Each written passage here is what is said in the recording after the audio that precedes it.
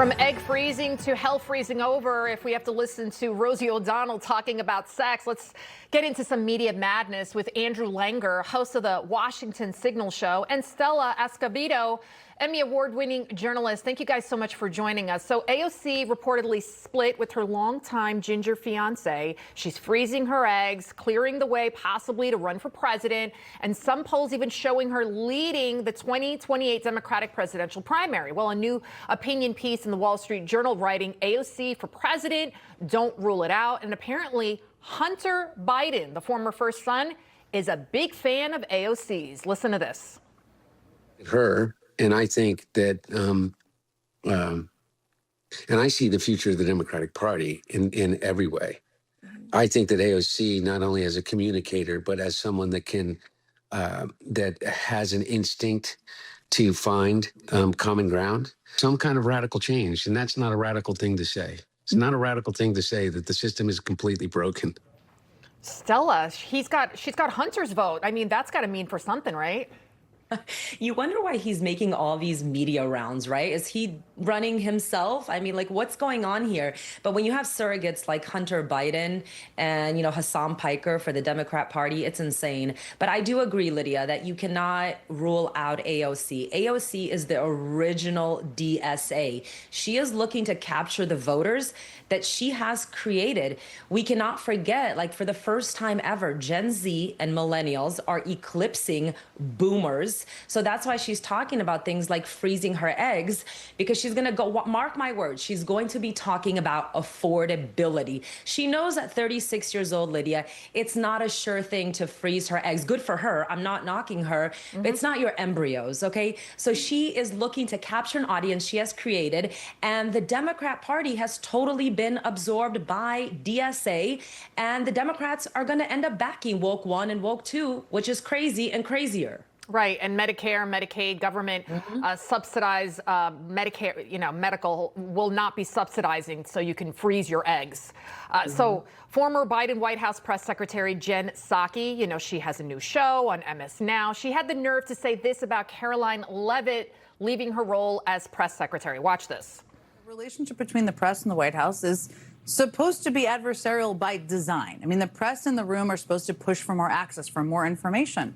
And there are times when it's absolutely appropriate for the press secretary to push back. But Caroline Leavitt didn't want to engage in good faith with those reporters and their tough questions. And so instead, she did everything she could to reshape that briefing room into her own personal safe space where she rarely had to answer a tough question.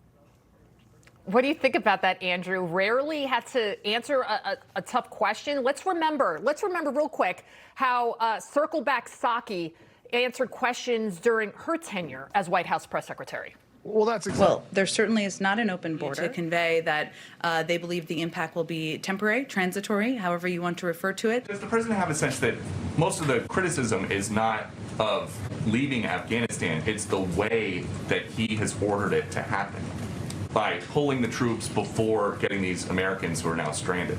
Does he have a sense of that? First of all, I think it's irresponsible to say Americans are stranded. They are not. Yeah, that should have been a montage of them saying circle back, circle back. That was like her famous catchphrase because she was so unprepared, Andrew. Well, that's exactly it. I mean, listen, we all know that if the Democrats didn't have double standards, they wouldn't have any standards at all. And that's certainly the case with the short-term memory. It really wasn't all that long ago that Jen Psaki was White House press secretary. And certainly, you know, she is part and parcel of the cover-up that perpetuated the idea that Joe Biden was still in command and control of his faculties. But, you know, just let me just add something on the issue of Alexandria Ocasio-Cortez. She is absolutely running, and it would not surprise me if Hunter Biden is trying to style himself as the Dick Cheney for the Democratic Party, the old man establishmentarian who can stand behind the young, inexperienced person the inexperienced socialist attempting to become president of the United States. So I mentioned this before, Rosie O'Donnell, she was talking about a sex scene. I can't believe that, yeah, she had a film. I know, it's disgusting. I'm sorry for everybody out there who is maybe having lunch with their family or brunch or something. She had a sex scene with Cynthia Nixon. The ladies, apparently she was playing a lesbian nun, Rosie O'Donnell. Wait, what? Let's take a listen to what she said about her sex scene. What was your bed scene with Cynthia Nixon like? Horrifying to me because I was so nervous. Yeah, I would be nervous you know, too. first of all, I love her. Like, Yeah. I love her. So what did you think about that, Stella?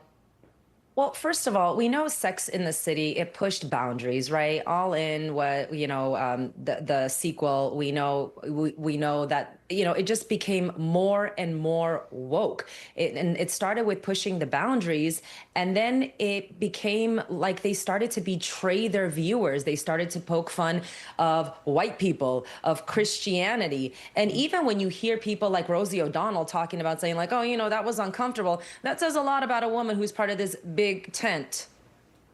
Right, exactly. All right, we're going to leave it right there. Thank you, guys. Thanks for having us.